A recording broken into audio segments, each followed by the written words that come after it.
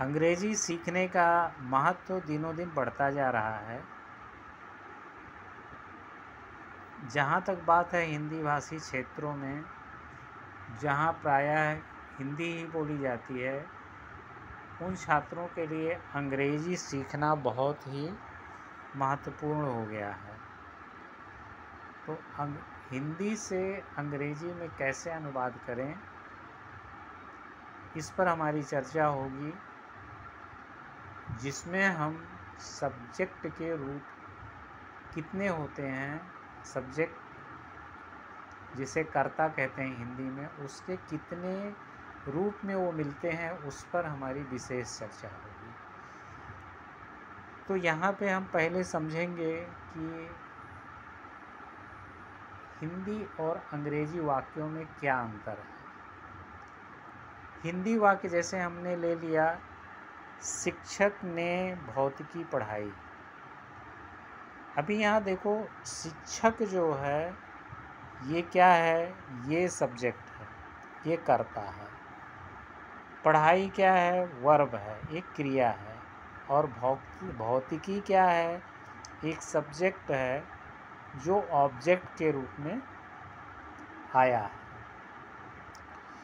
तो यहाँ पे इस वाक्य से ये स्पष्ट है कि कोई भी हिंदी का जो वाक्य होता है वह इस प्रकार से है कि पहले सब्जेक्ट आता है, फिर ऑब्जेक्ट आता है, फिर वर्ब आता है। यानी सब्जेक्ट कर्ता आएगा, फिर कर्म आएगा, फिर वर्ब आएगा। अभी सब्जेक्ट क्या है, किसी वाक्य में जिससे काम किया जाता है, जिससे कोई काम किया जाता है, जो काम करता है वो सब्जेक्ट कहलाता है, वो कर्ता कहलाता है।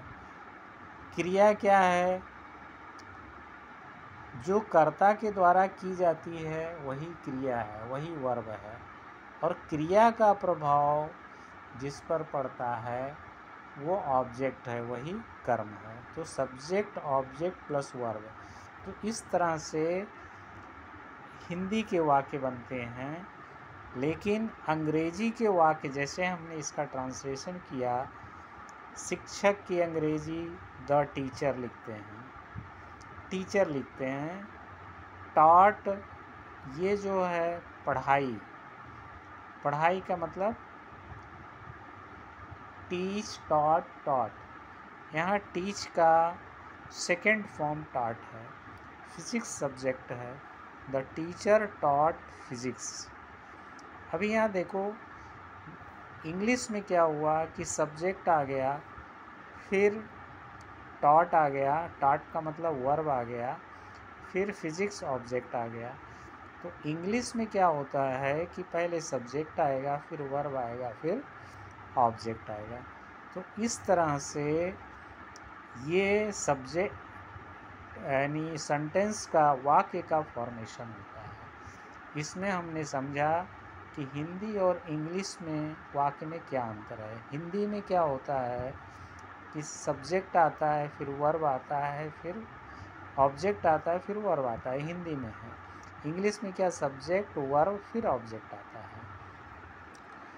तो यहाँ पे हमने समझा कि वर्ब जो है, सब्जेक्ट क्या है, सब्जेक्ट जिससे कोई काम किया जाए, वाक्य में जो कार्य करता है उसे सब्जेक्ट कहते हैं। और कर्ता के द्वारा, जो सब्जेक्ट के द्वारा काम, जो सब्जेक्ट करता है, जो काम करता है, उसे वर्ब कहते हैं। और वर्ब का प्रभाव जिस पर पड़ता है उसे ऑब्जेक्ट कहते हैं। तो यहाँ पे पढ़ाई वर्ब है, शिक्षक सब्जेक्ट है, और पढ़ाई का प्रभाव भौतिकी पर पड़ रहा है, इसलिए भौतिकी क्या है, ऑब्जेक्ट हुआ। तो इस तरह से हम ये देखते हैं सब्जेक्ट, ऑब्जेक्ट और वर्ब क्या है। तो ये बहुत ही इम्पोर्टेंट टॉपिक है, हर स्टूडेंट को, हर छात्र को ये जानना चाहिए। अगर वो हिंदी से अंग्रेजी में अनुवाद करता है, हिंदी से इंग्लिश में ट्रांसलेशन करता है, तो उसके लिए ये बहुत ज़रूरी है। अभी यहाँ पे एक बात और ध्यान दे दो कि अभी सब्जेक्ट बहुत सारे फॉर्म में होता है, कर्ता को कैसे पहचानना है। अगर कर्ता पहचान गए तो आप ट्रांसलेशन कर ले जाओगे, अनुवाद कर ले जाओगे। तो सब्जेक्ट क्या है, फॉर्म ऑफ सब्जेक्ट। तो कुछ वाक्य में जैसे कोई संज्ञा है, अभी यहाँ संज्ञा समझ लो या सर्वनाम है। संज्ञा क्या है, किसी a noun is the name of person place or thing, यानी संज्ञा किसी व्यक्ति वस्तु या स्थान के नाम को ही संज्ञा कहते हैं। जैसे शिक्षक, शिक्षक क्या है, संज्ञा है। सर्वनाम क्या है, जो संज्ञा के बदले में बोले जाते हैं, जो नाउन के बदले में बोले जाते हैं। जैसे शिक्षक बोला गया, तो शिक्षक के बदले में अगर क्या बोलोगे, ही सी, तो इस तरह से ही सी जो है प्रोनाउन होता है। मतलब नाउन के जगह पे जो noun is the name of person place or thing. Noun क्या है, किसी व्यक्ति वस्तु स्थान के नाम को संज्ञा कहते हैं, नाउन कहते हैं। लेकिन नाउन के बदले में, जैसे नाउन शिक्षक है या राम है, श्याम है, ये नाम है, तो उसके बदले में अगर जो शब्द यूज किए जाते हैं, जैसे ही सी इट, ये सब क्या होते हैं, ये प्रोनाउन होते हैं। तो शिक्षक ने अंग्रेजी पढ़ाई, अभी ने के पहले क्या आ गया, संज्ञा या सर्वनाम।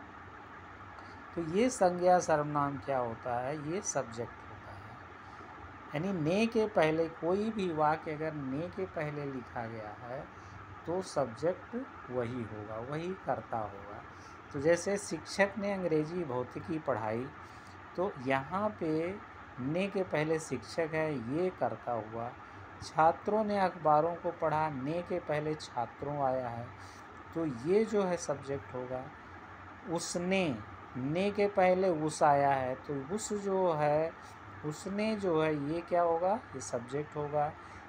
दोनों ने के पहले दोनों आया है, इसलिए दोनों का, दोनों क्या होगा, सब्जेक्ट होगा।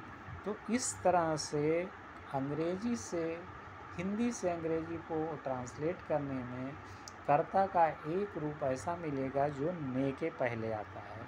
तो अभी देखो, शिक्षक ने भौतिकी पढ़ाई, तो teacher taught English, the teacher taught physics, ठीक है। भौतिकी का भौतिकी का जो है अंग्रेजी में क्या कहते हैं, फिजिक्स। पढ़ाई क्या होगा, teach taught taught, second form. शिक्षक, ये द टीचर है, इसको टीचर लिखेंगे। दोनों ने सब्जी बनाई, अब दोनों ने सब्जी बनाई। देखो, छात्रों ने अखबारों को पढ़ा, ये देखो,